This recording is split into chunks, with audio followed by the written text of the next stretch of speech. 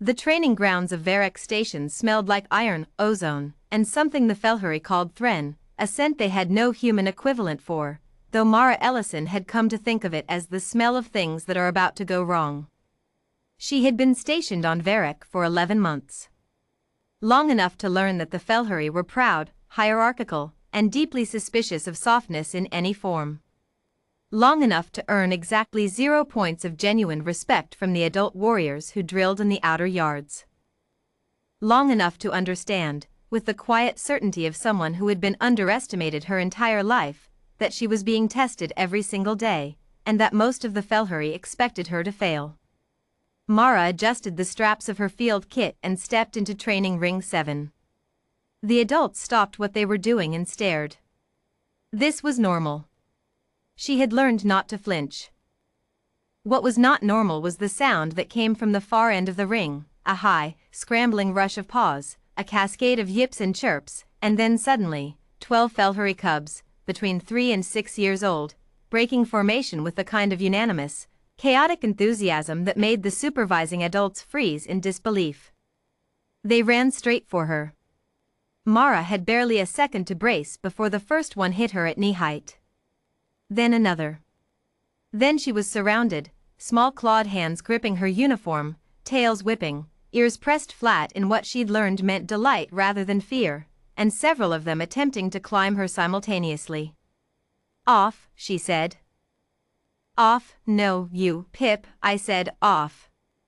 None of them got off. From across the ring, a sharp, authoritative sound cut through the chaos. Mara looked up. Kale Vera stood 20 meters away with his arms crossed and his ears rotated backward in the Felhuri expression for "I am deeply embarrassed by what I am currently witnessing." He was the oldest of the training cubs, 9 years old, which among the Felhuri meant he had already been designated a pack subleader. He wore the blue band of that rank on his left foreleg, and he had, until approximately 30 seconds ago, been keeping the younger cubs in perfect formation. "Release the human," he said. Nobody released the human. Mara looked down. One cub, the small orange-striped one the others called Tiv, had managed to climb to her shoulder and was now sniffing her hair with tremendous scientific interest. Another, a gray one with a notched ear named Bryn, was examining the clasps of her field kit with the focused expression of someone who intended to disassemble them at the earliest opportunity. "Bryn," Mara said. Bryn looked up, enormous amber eyes radiating innocence. "Those are load-bearing clasps." Bryn continued looking innocent. Kale crossed the ring in long, measured strides, the careful, controlled movement of a young leader who had decided to pretend this situation was beneath his concern while also absolutely needing to fix it immediately. He stopped at the edge of the cub cluster and stared at Mara with an expression she had learned to read as "this is your fault somehow." "They broke pattern," he said. "I noticed." "They have never broken pattern." "Also noticed." He looked at the cubs, then at Mara, then at Tiv, who was now delicately grooming a section of Mara's hair with the focused intensity of a professional. Something moved through Kale's face, complicated, young, and not quite suppressible. "They like you," he said. It came out like an accusation. "Apparently." "You're not," he paused. Restarted. "You are not a Felhuri." "I'm aware. Humans are not pack-bonded. You do not have proper hierarchy signals. You have no territorial scent markers. Your ears don't move." He said the last part with the specific emphasis of someone for whom immobile ears represented a fundamental character flaw. "The cubs should not, there is no logical reason for them to." "Kale." He stopped. Mara carefully detached Tiv from her hair, set the cub gently on the ground, and crouched until she was at eye level with the pack subleader. Up close, she could see the tension in his jaw, the way his tail was held very, very still, the Felhuri equivalent of white-knuckling. "I've been coming to ring 7 every third morning for 2 months, she said. "I sit in the corner. I watch your drills. I don't interfere. I learned their names." She glanced at the cubs, who had arranged themselves in a loose cluster around her, watching. Bryn. Tiv. The twins, Joe and New York. Di, who has never once been in the right formation position, don't make that face, it's true. Hi, who is 2 years younger than the others but keeps up anyway. Wha, who pretends not to care about anything but cried when Tiv was sick last rotation. She paused. I know them. They figured that out eventually. Kale was very quiet.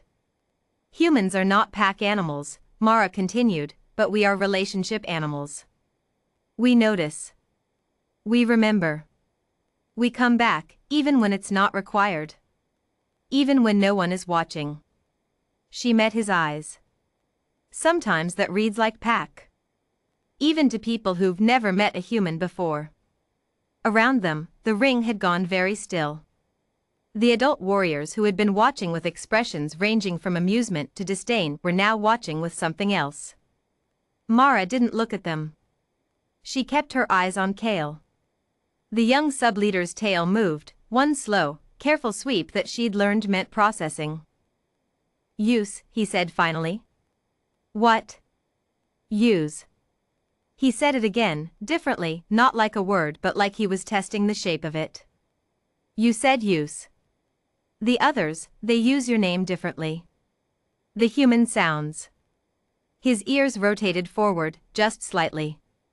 Joe calls you differently than New York does. Di says it fast. Hi says it quiet. Mara blinked. You noticed that? I notice everything about my pack. Then you know why they came to me. A long pause. The kind of pause that in a 9-year-old Felhuri contained more dignity than most adults managed. Then, with tremendous care, Kale Vera said, I do not understand your species. Nobody does, Mara said. Including us. Something shifted. His ears came fully forward.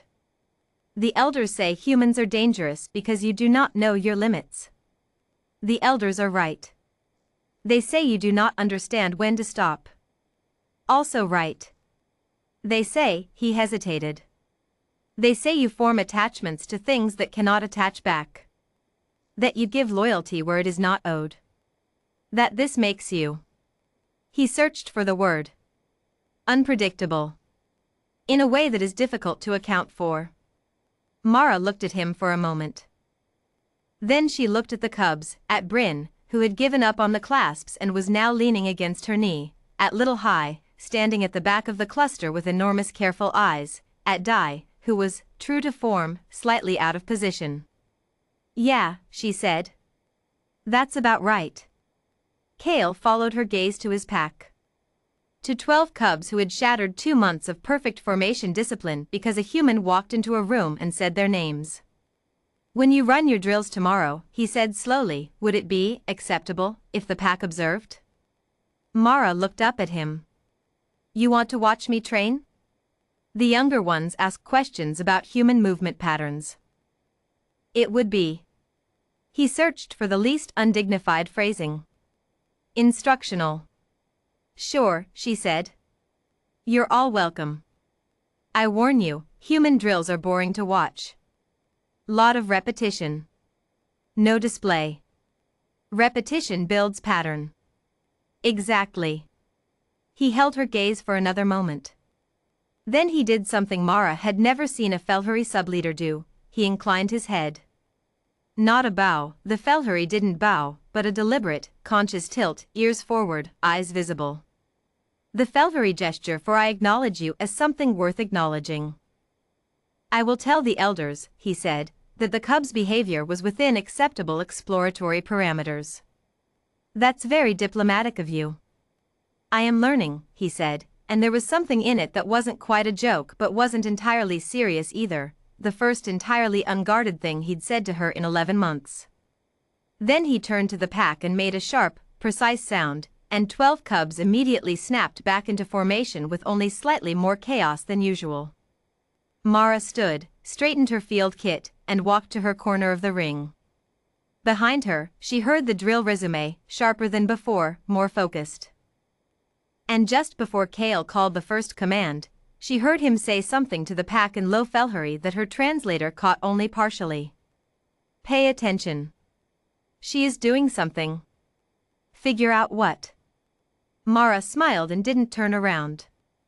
That, she thought, was how it always started. Not with speeches or demonstrations or grand displays of human capability. Just show up. Learn the names. Come back. Give it enough time, and even the proudest species in the galaxy started to wonder what you were doing, and whether they ought to try it too.